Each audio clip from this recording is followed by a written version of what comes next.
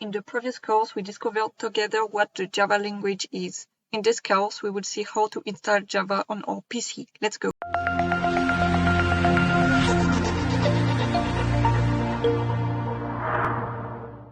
Now time to install the Java Development Kit. It will allow us to use Java. We will now use an open source version of Java Development Kit. Open JDK. This version that we are gonna use was created by Amazon, of which the name is Amazon Corretto.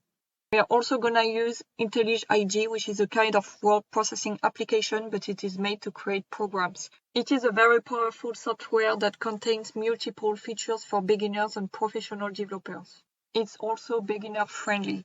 A free community edition exists, and there is a ultimate paid one. In the next video, we will start the installation of OpenJDK 11 from Corretto, so see you next time.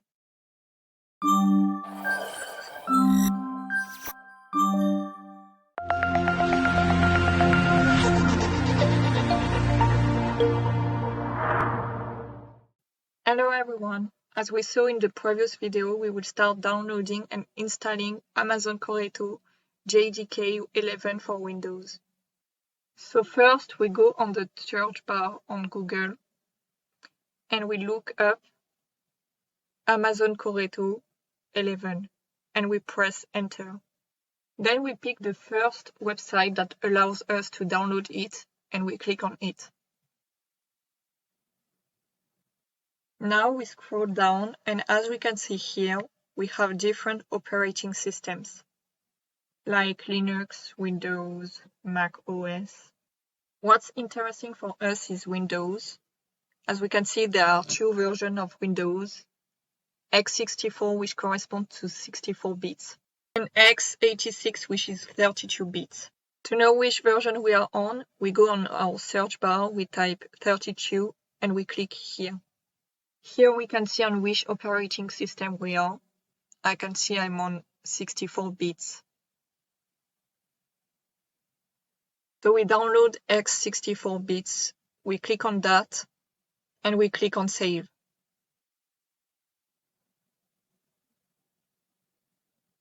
Then we click on this, and then we will have a download. We pick next, and then we choose where we want to save it.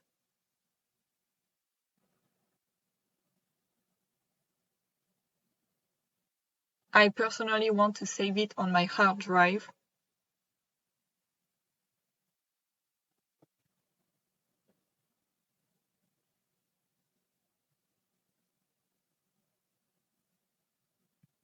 We do next, and then we install.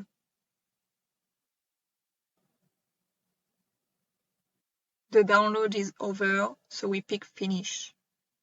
And now we finish downloading the version 11 of JDK Amazon Corretto. In the next video, we will start with installing IntelliJ IDEA, which will allow us to use Amazon Corretto. So see you in the next video.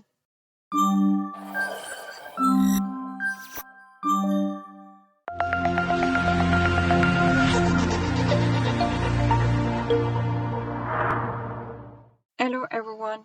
Now we will install an IDE called IntelliJ IDEA, which was created by the company JetBrains. But what's an IDE? An IDE is a tool we use to write programs. It allows us to compile and execute programs. As we can see here, it also allows us to be aware of mistakes existing within our codes. Now we will open Google in order to install IntelliJ IDEA. We type JetBrains, then we pick the first website. We go in Developer Tools and IntelliJ IDEA. Then we select Download. Then we have two versions, Ultimate, which is the paid one, and Community, which is free. So we choose the free one. Then we do Install. The download is over, so I will open the file. We select Next. Then we pick where we want it to be downloaded.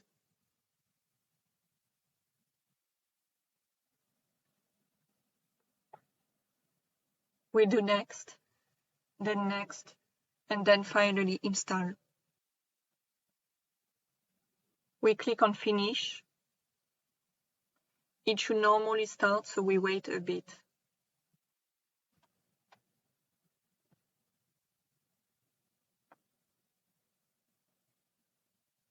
First, we are going to change the settings.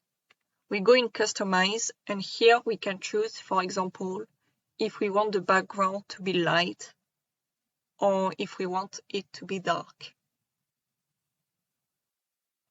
Then we go on Settings and Auto Import. We check those two if it wasn't already done. Then code folding as well.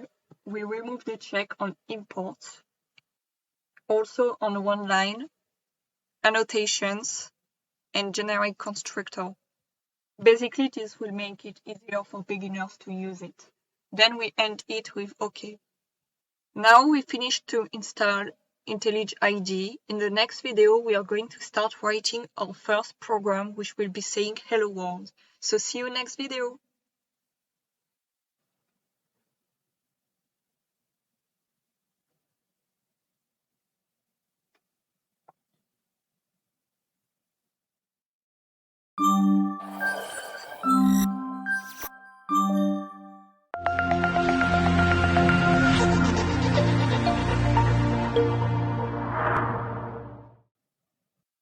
Let's talk about what we will do in this course section. First, we will write a hello world program, which is a traditional thing to do when you learn a new programming language. So we will do that first, and then we will learn quite a few things, and it will prepare us for the rest of the course. We will discover the Java keywords, variables, data types, main method, which is the entrance point of a Java program, expressions, operators, primitive data types, and finally strings. See you next video, in which we will be writing the hello world program.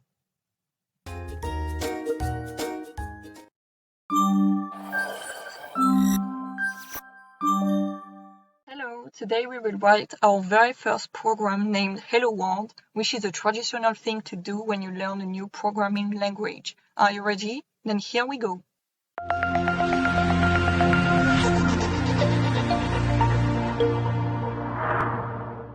Well, first, let's open IntelliJ IDE, which we downloaded. For the best result possible, do exactly what I'm doing.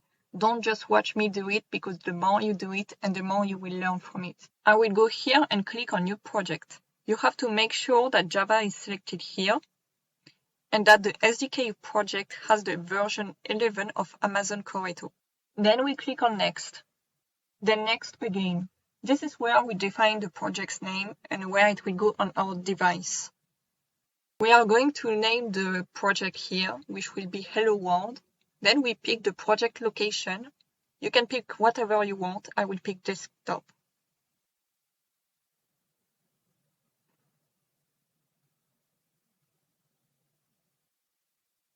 Then we pick finish. The window on the left is an area that was automatically set by IntelliJ IDE for our code, which organizes things in a certain way. But don't worry about all these files.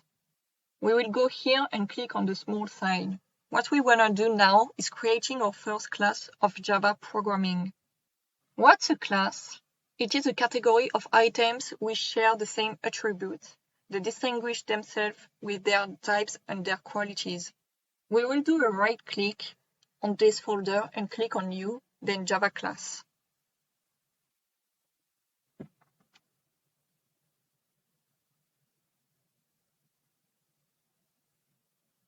Now we will start writing the main method. The main method constitutes the main part of the program, allowing a Java application to run.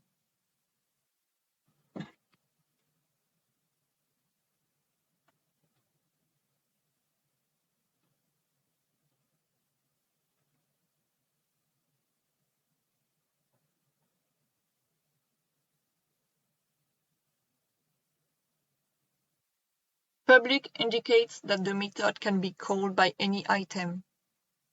Static, which is a class method, meaning it will stay accessible even if there is no class. And void indicates no value will be returned by the method. We will now write the code that will allow us to say hello world.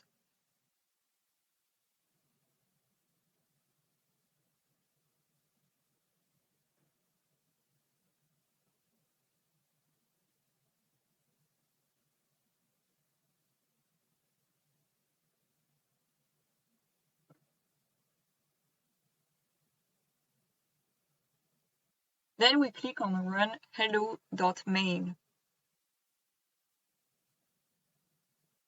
And as you can see, it's indeed written hello world.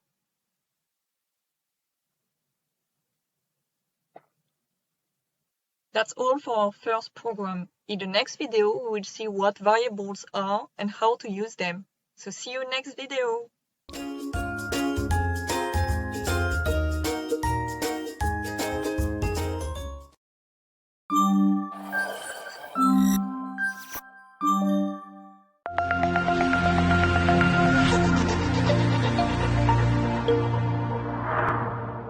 One last thing before talking about variables.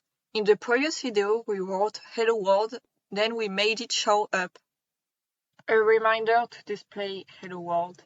You have to click on the green arrow and then run hello.main. And then the text will show up. Now I have a challenge for you. The challenge involves modifying this program so that instead of hello world, the program will display hello and your name next to it. So put the video on pause and complete this challenge. Then we will see the solution together. I hope you managed to modify it. In order to do this, we will simply remove world and replace it with team, for example. And then I click on run. Here we go, it displays the right thing. This was all for the challenge. As you can see, it wasn't really hard. Congratulations if you completed it.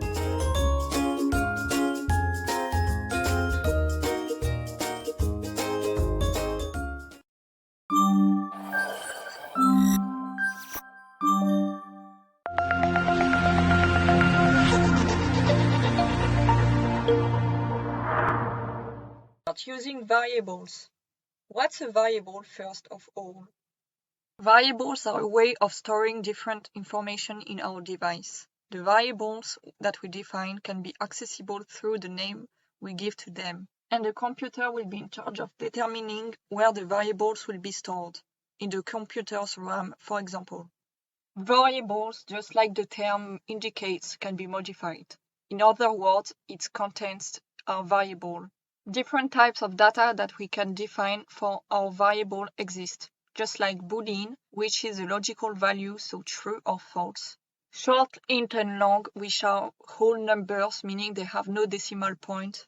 Float and double, which are numbers with decimal point. Then we have byte. And char, which is a Unicode character. In Java programming, it should be simple code.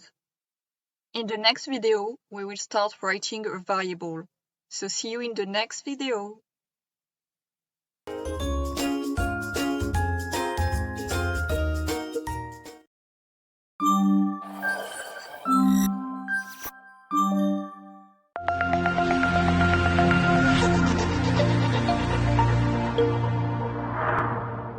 One last thing before talking about variables.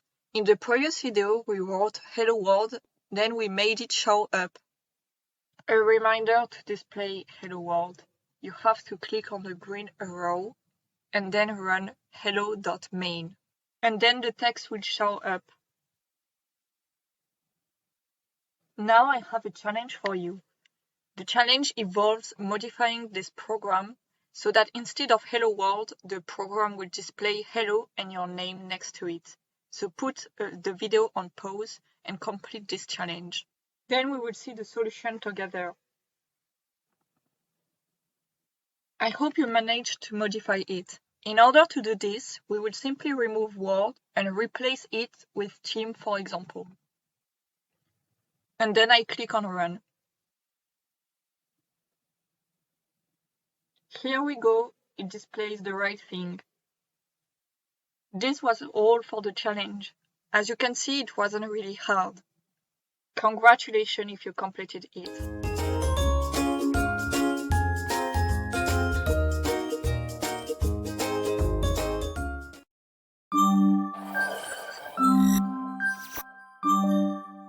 In the previous video, we saw different types of variables, and in this course, we will use 2 of them. Are you ready? Then let's go.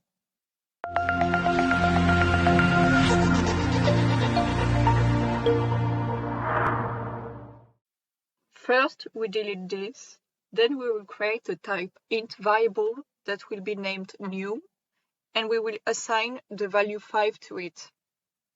We will then display it. We type sout, which is an abbreviation of IntelliJ. Then we click on Tab. Actually, it allows us to type this fast. Between the parentheses, we will type the name, and since it's a variable name, we must avoid quotation marks, else it will display the word.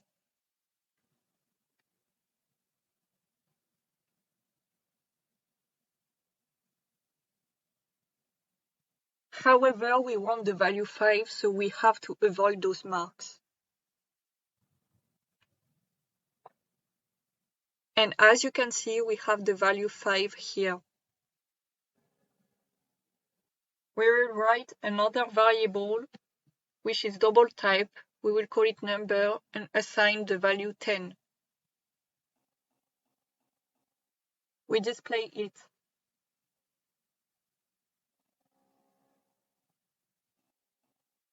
And as you can see here, we have a character. So the difference between int and double is that int is for whole numbers, so a number with no decimal point, whereas double is related to numbers with a decimal point. We are going to do a calculation with int and double thanks to operators. There are many of them, but 4 that you probably know, including addition, subtraction, multiplication, and division. So here we will do 5 plus 20 minus 5, for example. And there we will do 10 times 3 divided by 5.2.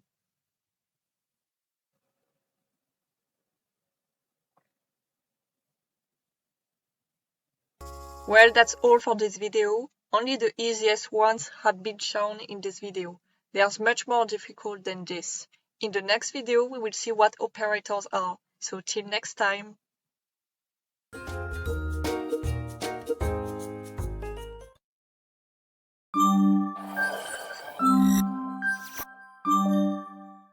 Greetings! In this course, we will see what operators, operands, and expressions are. Here we go!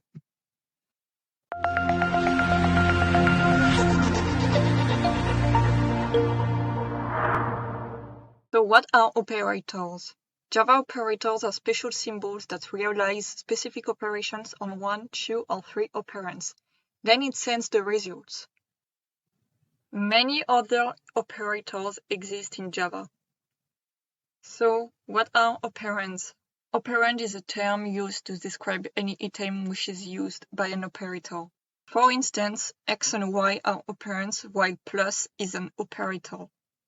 An expression is a combination of operators and operands. Its value can be calculated and it always has a type. Very well, now we will explore the operators by using the code. We first open IntelliJ. Here we will type int result equals to 1 plus 2. Here the plus is the operator. Then we will make a comment. 2 slashes, and it should display it this way. A comment allows you to insert some text that will not be compiled nor interpreted. It is useful to explain what the source code does. Here we will display it.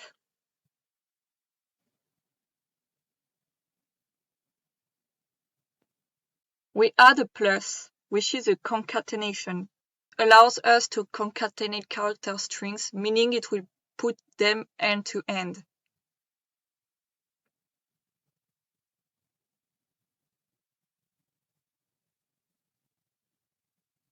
Now we do the addition. Result equals to result minus 1, for example. 3 minus 1 equals to 2.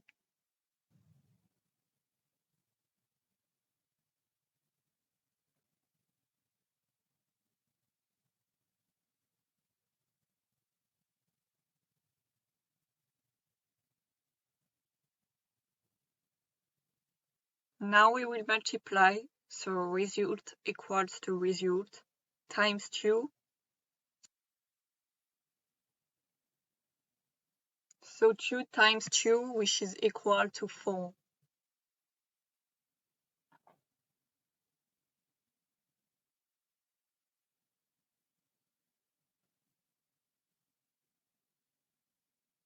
There are also modulos that allow you to have the rest of the division. So result equals to result percent 3.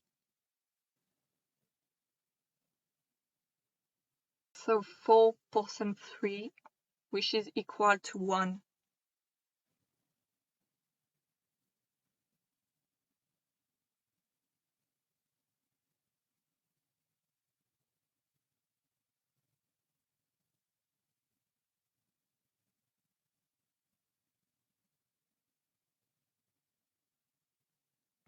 We also have incrementation operators. This kind of operator allows you to easily increase or reduce a value.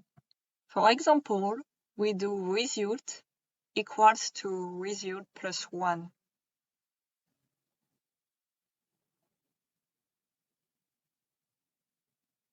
We can shorten this statement by writing result plus plus. The last operation's value gave us 1. Here we write 1 plus 1 equals to 2.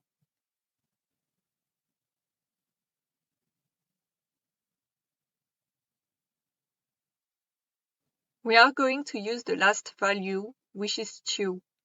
So result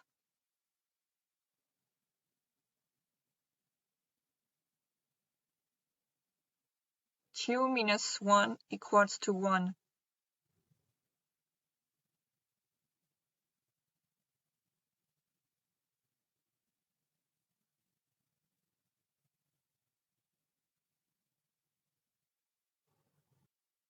We have the assignment operators too. These ones help simplifying operations. For instance, instead of doing result equals to result plus 2, we can just do result plus equals to 2.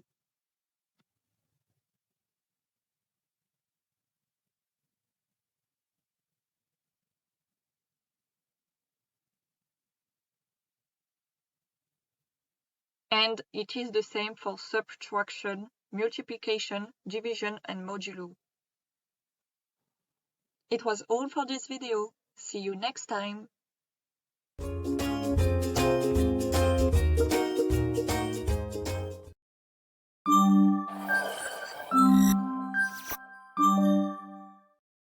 Hello, in this course we will see what switch is and how to use it. Ready? Then let's go.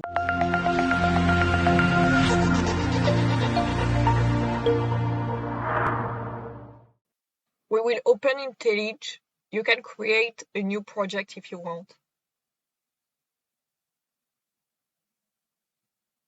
And we will go here. We type, for example, int value equals to 1. If value equals to 1, then we display the value is 1.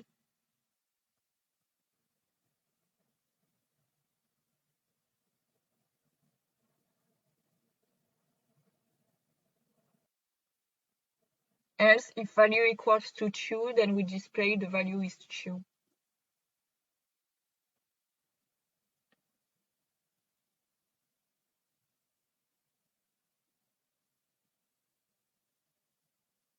Else, the value is not 1 nor 2.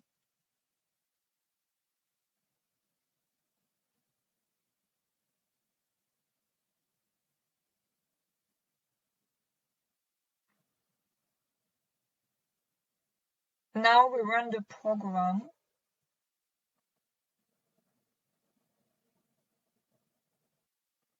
Now we see the sentence of if. And if I change the value from 1 to 2, we will have the value of else if. Now it can become badly organized. If you have 10 values to test, then there is an alternative. It is the use of the instruction switch. We will do something that's equivalent to what we did above.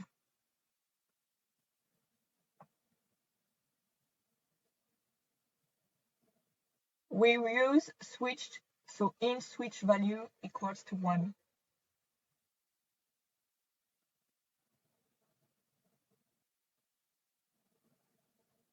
Switch value case 1 equivalent to if, then we display the value is 1.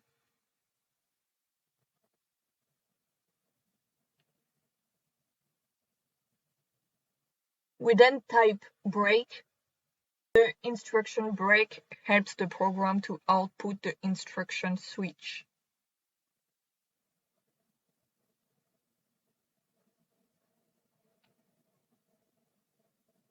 We will do the same for case 2.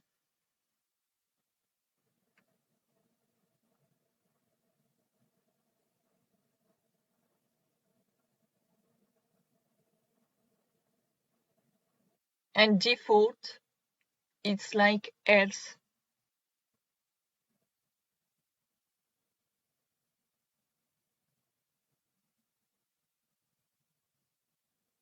And we display the value is not 1 nor 2.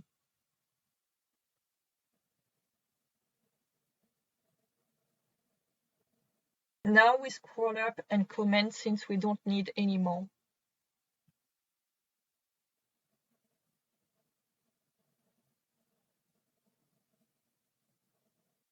And we display. And as we can see, we have the value is 1. If we change to 2, we see that the value is 2.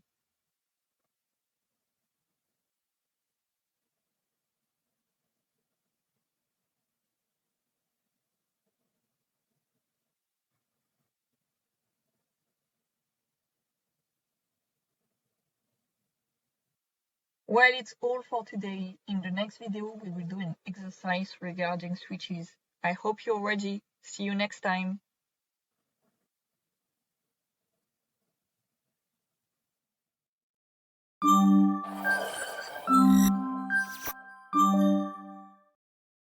Hi everyone, as we saw in the other video, we will do a challenge about switches. The challenge is about creating a new instruction of switch by using char instead of int. Creating a variable char, a declaration switch, which will test A, B, C, D, and E. Display a message if one of these elements was found, then break. And finally, a default that displays not found. Are you ready? Then let's go.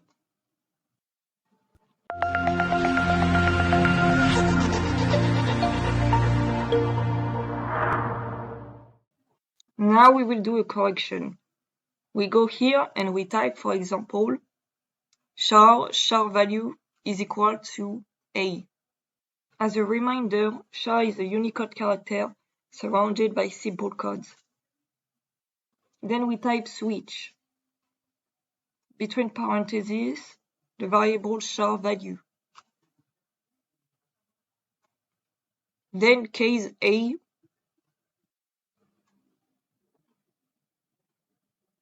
So A was found.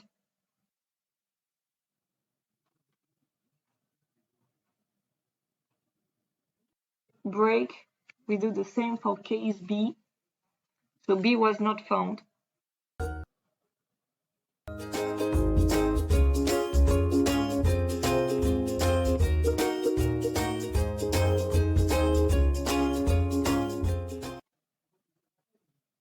Now case C,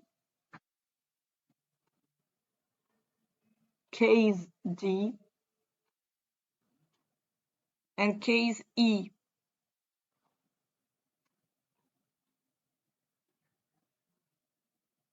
Between parentheses, we type char value plus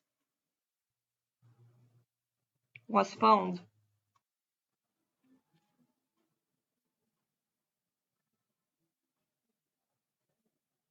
We do a break. Now we do a default if none of these alphabets were found.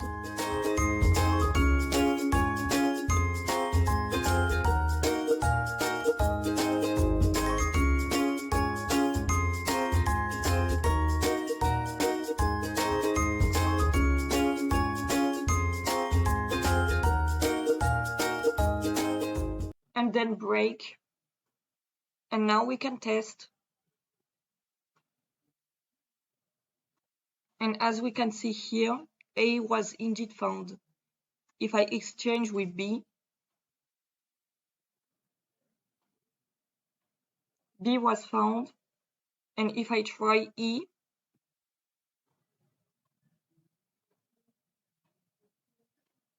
E was also found. And for instance, if I put F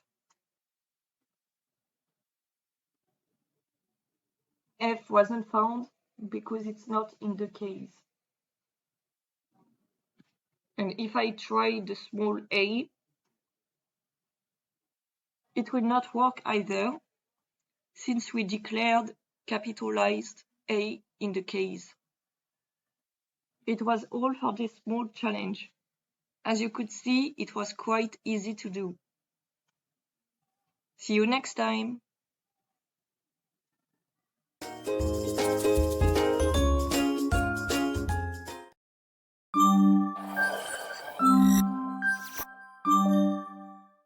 We will do another challenge, named the challenge of weekdays. The challenge consists of creating a method with the weekdays and takes in account the parameters int, day. The method mustn't return any value. Thanks to the keyword switch, you have to display the weekdays, for example Sunday, Monday, until Saturday. If the parameter int day is equal to 0, you need to put 1 until 6. For example, the case 0 corresponds to Sunday, and 1 corresponds to Monday, and so on until Saturday. And if we put the value 7, it will not be valid, so we must put invalid day. Are you ready? Then let's go.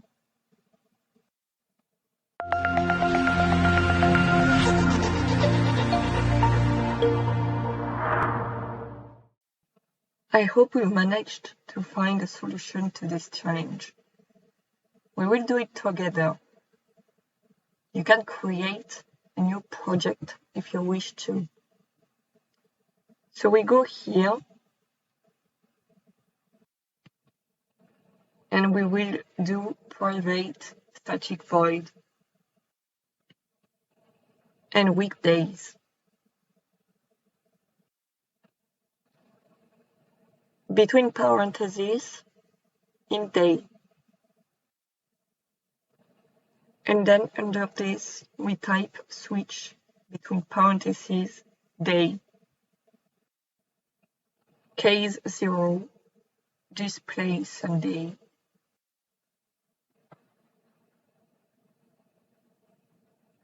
Then break. And then case 1, display Monday.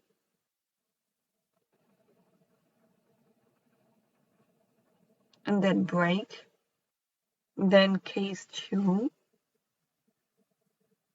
and display Tuesday. And break. Case 3, display Wednesday. And so on.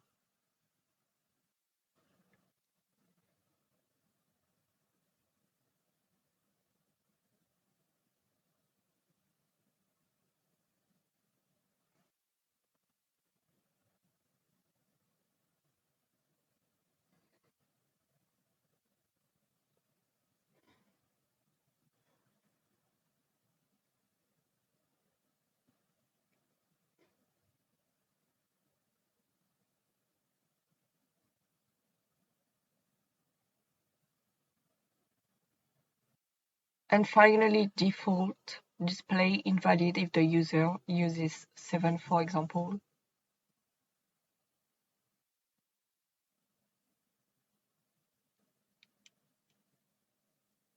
And break. Now I will call this method in the main method. We will try with different parameters to make sure it works. So weekdays, between parentheses 7. And we run the code. And as we can see here, it says invalid day. Now we try with parameters between 0 and 6. So Sunday to Saturday.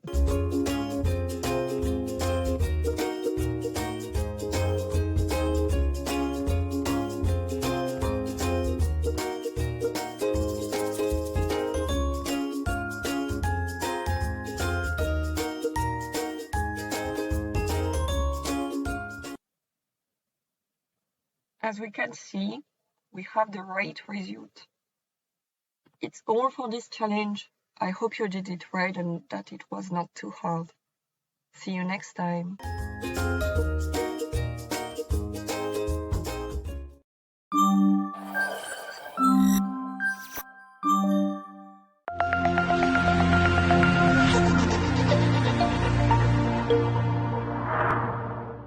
In this course, we will do a challenge just like with the weekdays.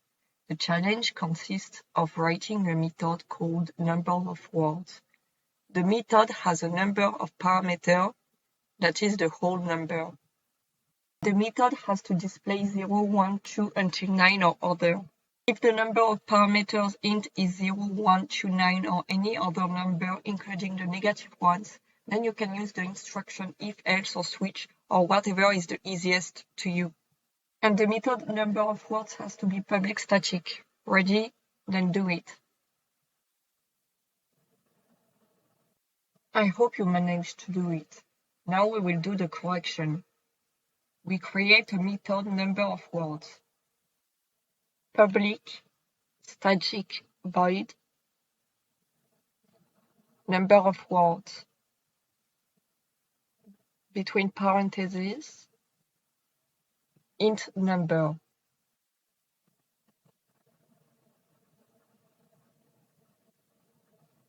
Here we will write switch between parentheses number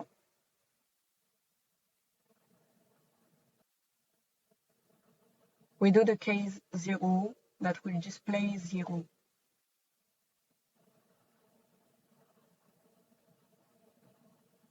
Break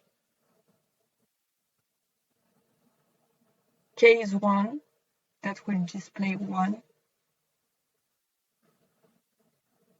Break case 2 that will display 2.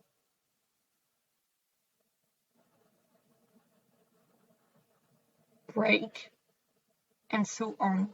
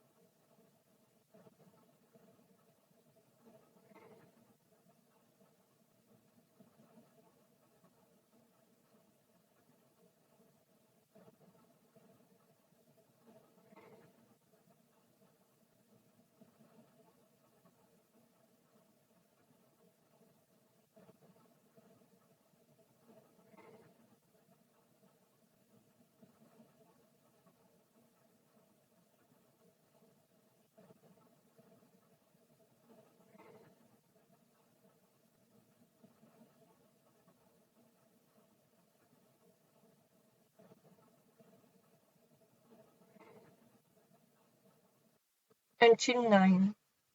Default that will display other for any other number, for example, -1 or 10.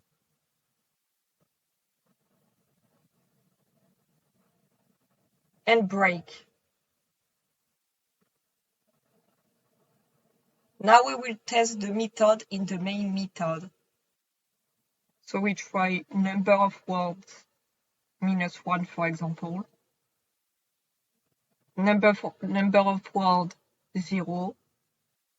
Number of word 1 until 9. For example, -1, 0, 1, and then we go until 9.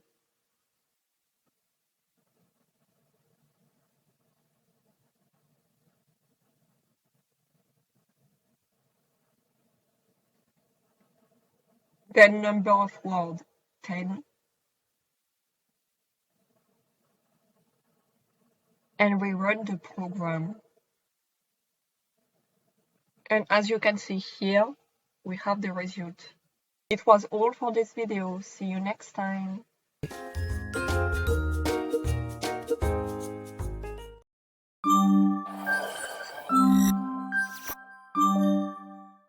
Hello, before we talked about the instruction switch, in this video we will talk about the for loop. But first, what is a loop? In programmation, a loop allows you to repeat one or several instructions without having to type the same whole of instructions several times. There are different types of loops. The for loop, the one that executes itself a certain number of times. The while loop repeats itself as long as the expression is true, and finally, do while loop repeats itself until the expression is false. Now we will open IntelliJ and see our first loop, so the for loop. See you very soon.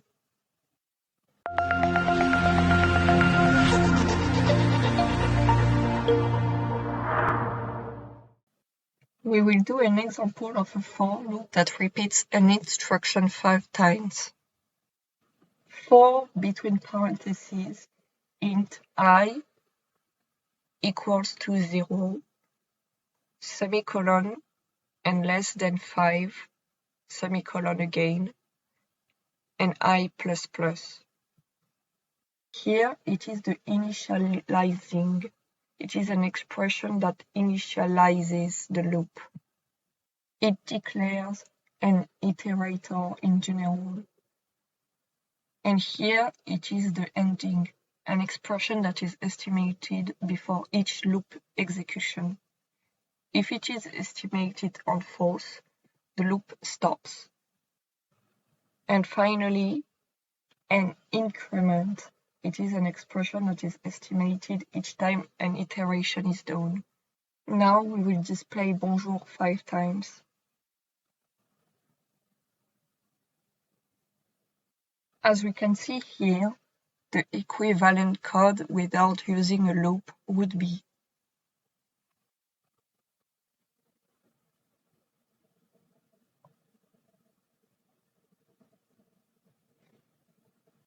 You can imagine your program saying bonjour 50 or 100 times instead of 5 times. This is why loops are useful in this context. Another example would be to display the number of 0 there is until 10, for example. So for between parentheses int I equal to 0 and less or equal to 10, I++.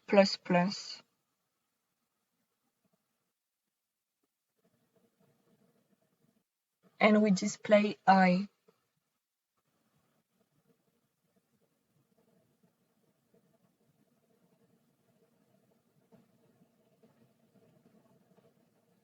You can do loops, for example, instead of increasing the variable by increments, we decrement it. Just look. I start again from 10 and I say that as long as I is greater or equal to 0, then I minus minus.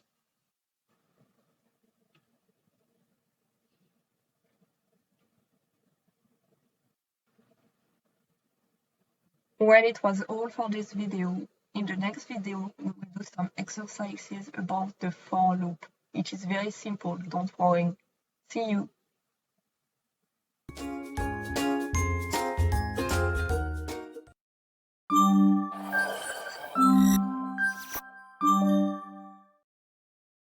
So I'm gonna give you a couple easy exercises to do.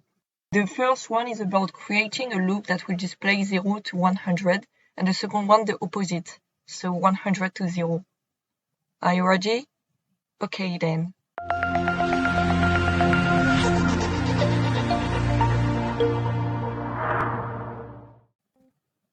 Hope you managed to do it. Now we will do a correction. Okay, so for in between parentheses int I equals to 0, semicolon I less or equal to 100, semicolon I plus plus, and then we display I, and we run the program. It indeed displays 0 to 100, but we can also put int I equals to 0 above the for. It works as well.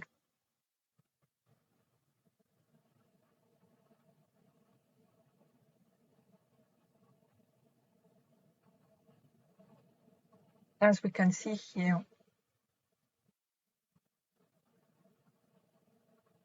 Now we will do the second exercise. I will comment the first loop.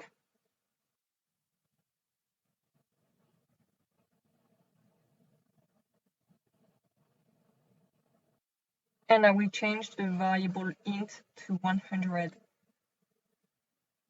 And do the second for. So for between parentheses, semicolon, I greater or equal to 0,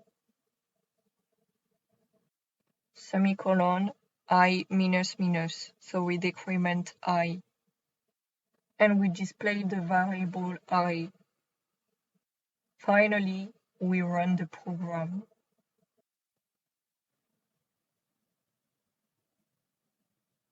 And as we can see here, we have from 100 to 0.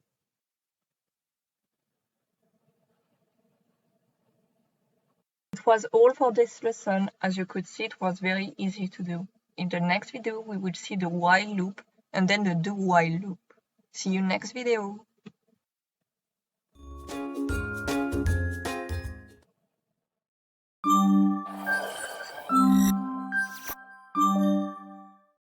Today we will do an exercise about creating an instruction for by using numbers going from 1 to 1000. We will add each number that can be divided by 3 and 5, and for the numbers that fill the conditions above, we will display them. So those who can be divided by 3 and 5, and at the end, doing a break on the loop once you found 5 numbers that fulfill the condition. And after leaving the loop, display the sum of the numbers that fulfill the conditions as well. Ready? Then let's go.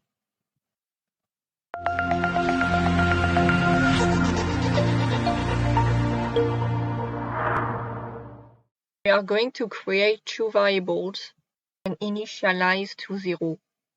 So int count equals to 0 and int sum equals to 0. Then we create a loop going from 1 to 1000. So for between parentheses, int I equals to 1, semicolon, I less or equal to 1000, semicolon, I plus plus. Now what we wanna do is add every numbers that can be divided by 3 and 5 after increasing by increments the variables count and display the numbers we found. First, we check if the number is divisible by 3 and 5.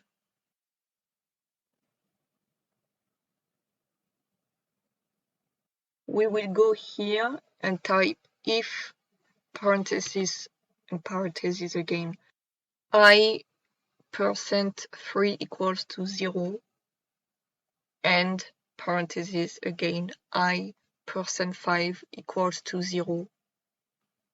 Here we check if the number is divisible by 3, and we do the operator AND to check if the number is divisible by 5 as well. As a reminder, the operator AND is true if the two conditions are true.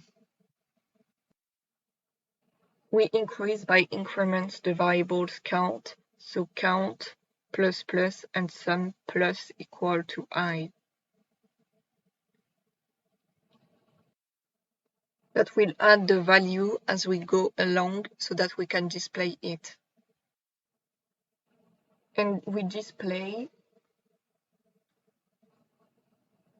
number found equals to plus I.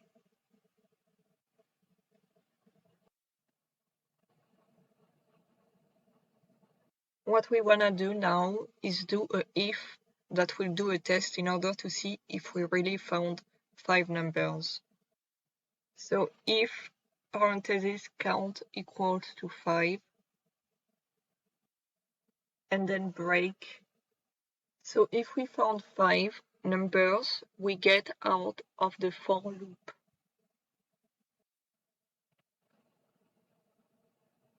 And after the for loop, we display the sum of the numbers.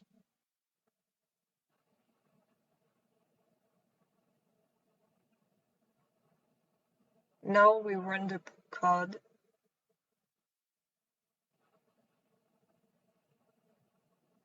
And as we can see, we have 5 numbers, 15, 30, 45, 60, and 75.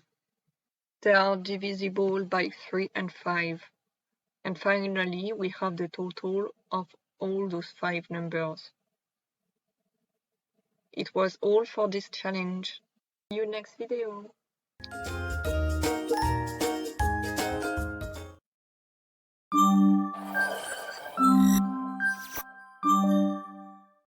Hello, we saw what the for loop was. In this case, we will see what a while loop is. We will see an example of this kind of loop and compare it to a for loop.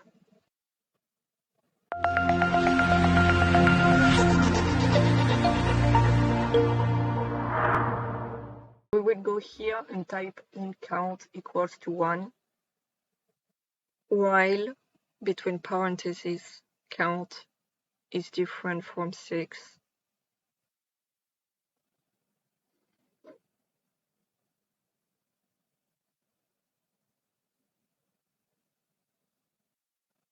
And we display count value is plus count and count plus plus. Here, just like with the for loop, it is an initialization. It is an expression that initializes the loop. It declares and assigns an iterator. Here it is the terminal, an expression that is estimated before each loop execution. If it is estimated as false, the loop stops. Here it is an increase by increments. It is an expression that is estimated each time an iteration is done. Now we will run the code.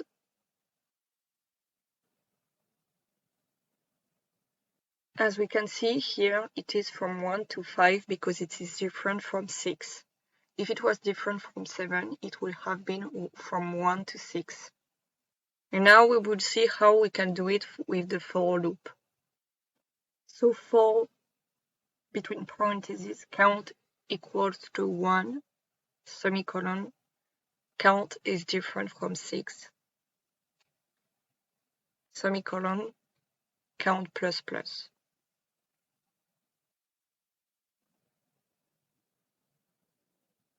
And then we display what I will type.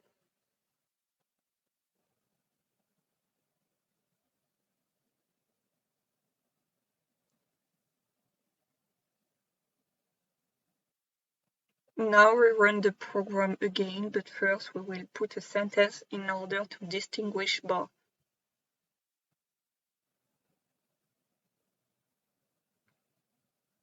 And finally, we run the program.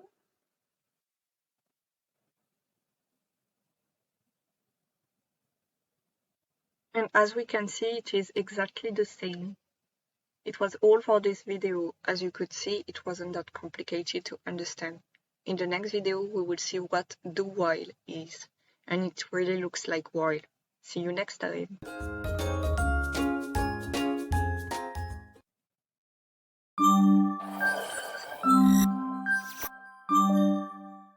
In the previous video, we talked about the while loop.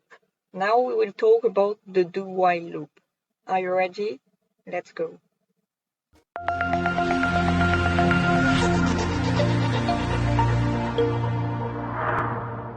Do while loop. It is a repetition, an expression that repeats itself until it becomes false. It is very similar to the while loop. The condition is placed at the end of the block. This way, the code blocks are useful to run at least once. Now we will do the same example as last time for the other loops. We will type do, and after we display count value is,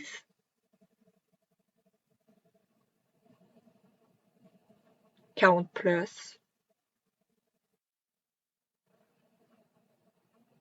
and count plus plus. And at the end, we will type the same thing as for while.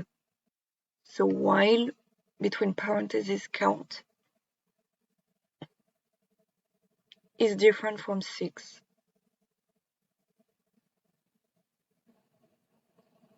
Before we run the code, we will initialize our count.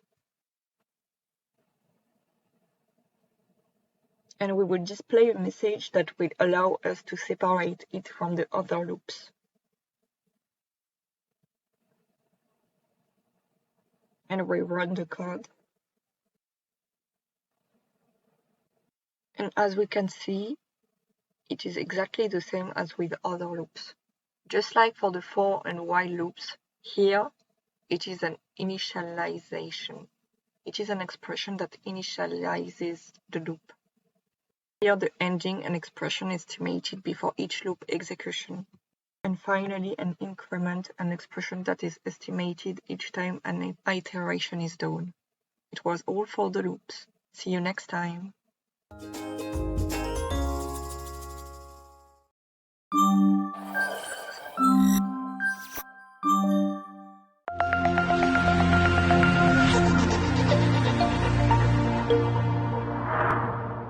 In this video, we will convert a character chain in another kind of data, like int, for example. Ready? Then let's go.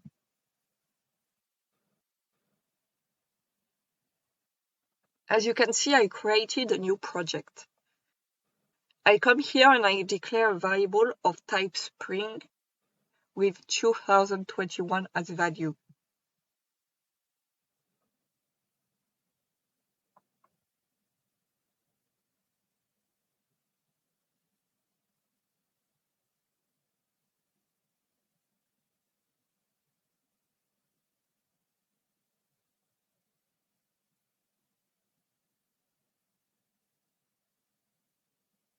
We display it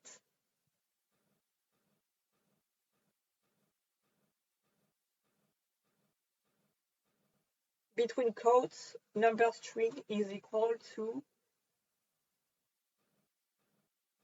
plus number as string.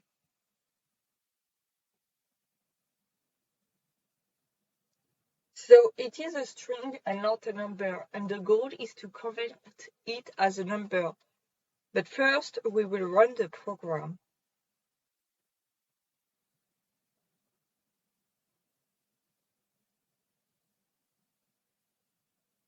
And as we see it here, the number as string is equal to 2021.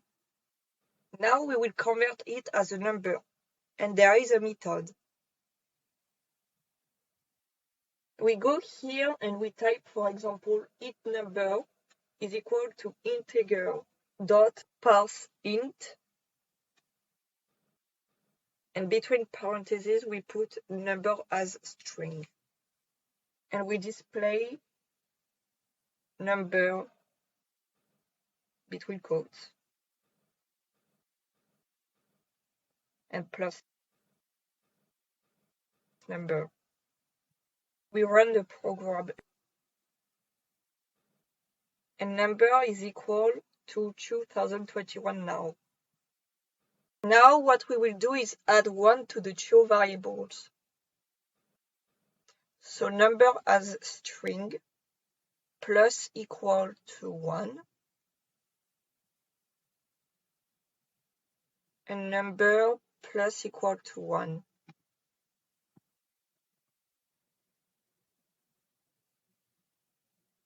Since we add a whole number 1 to string, Java will automatically convert the number 1 in the chains and will concatenate those two chains so that the numerical chain will have the value 2. So string value will be 2021 and 1. However, we do not want that. By using number equal plus 1, we increment number by 1. So number will be 2022.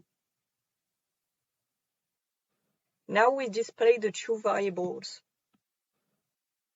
Number as string equals plus number as string.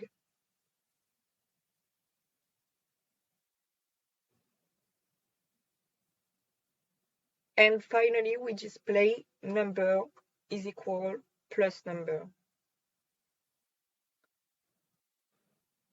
We run the code. And as we can see, the variable of string got the two values, 2021 and 1 that we added. And the variable of int was incremented from 2022. But we can't put the letter A, for instance, in the variable string or any special character.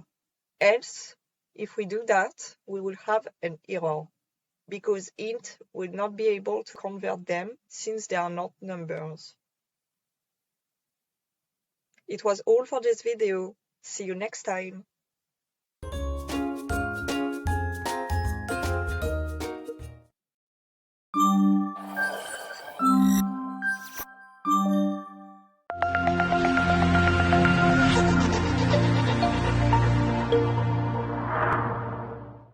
Hi, in this video we will create an item scanner that will allow the user to create some text. So it means that the user will type his name and his age and then display them on the screen.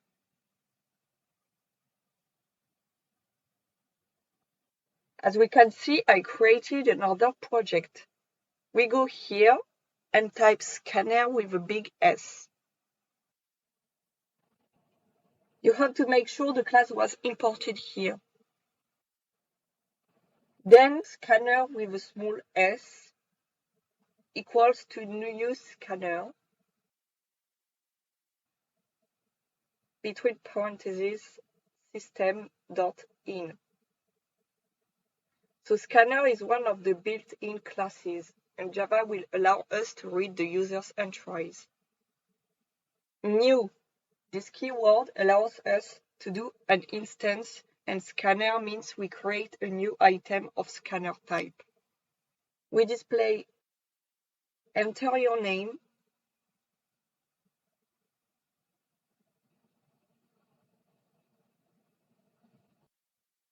then we do string, name equals to scanner dot next line.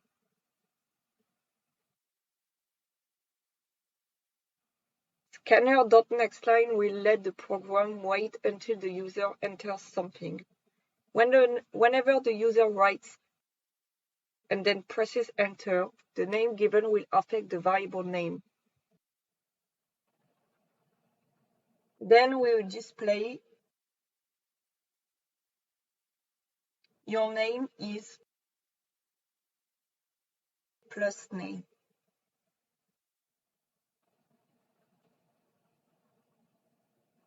Then we close the scanner with scanner.close. Now we run the code.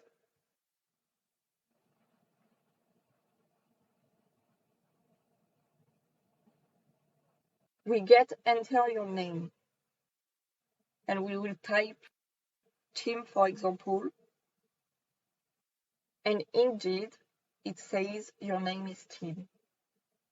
As for the birth year, we will go here and type enter your birth year.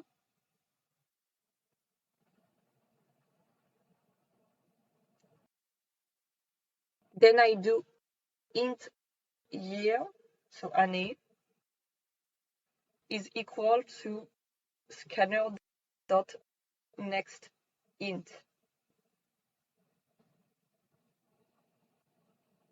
After that, we go under it and write int age is equal to 2021 minus age. It allows JavA to calculate our age, and we go near where we put to display the name, and we will write plus NUR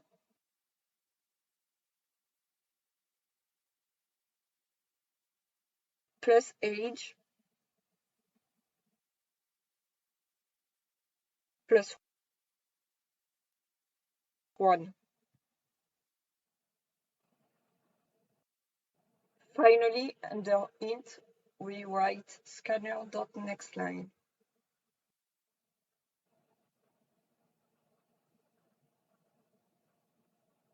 And we run the code.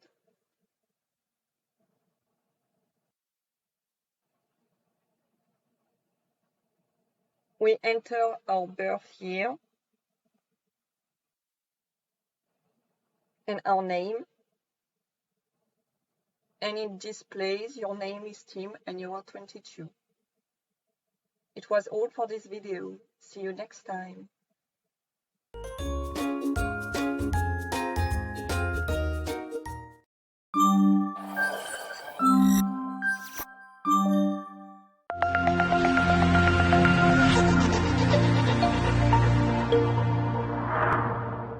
So in the last video, we used the scanner class that allows the user to enter his name and his age. But there can be issues, for instance, if the user enters a negative number. So we will test this. For the birth year, I will put minus 20 and I will enter the name. And it says that I am 2041 years old, which is absolutely false. So what we need is to add a condition that checks if the birth year is between 0 and 100. Else, we display an error message for the users. So after the variable age, I type if between parentheses our age is greater than 0 or equal to 0, and age is less or equal to 100. Inside of the condition, I put this display.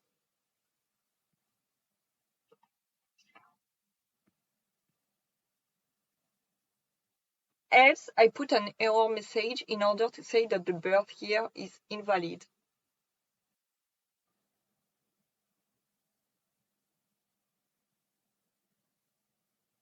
We start up the code to do a test.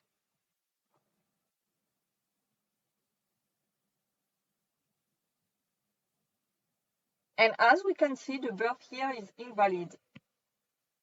What we will do now is make it so that the user does not enter letters for the birth year. For that, we will use a method called hasNextInt. It will return the boolean. After the display saying enter your birth year, we create a variable boolean that will be named hasNextInt, and that is equal to the method scanner.hasNextInt.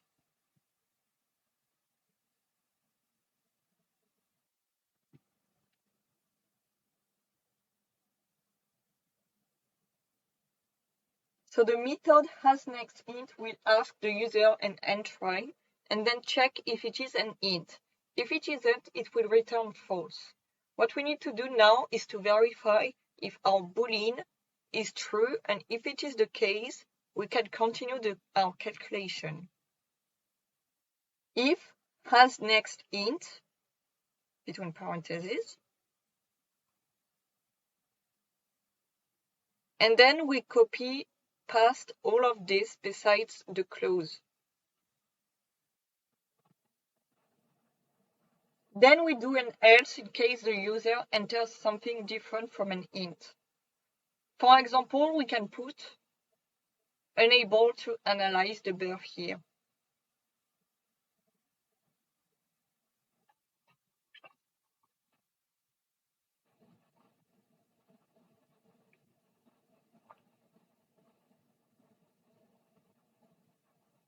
And now we run the code and make a test.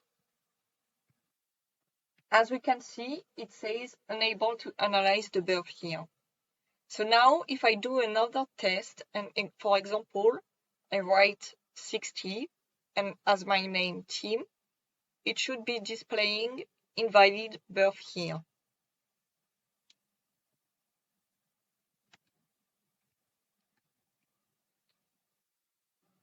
It was all for this video. We saw what kind of error there could be for our input. See you next time.